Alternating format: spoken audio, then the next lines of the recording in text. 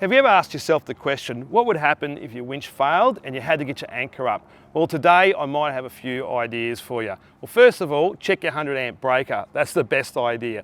Second, maybe it's time to do an upgrade on your winch and put a new chain gypsy on from Muir, and they supply you this great new tool.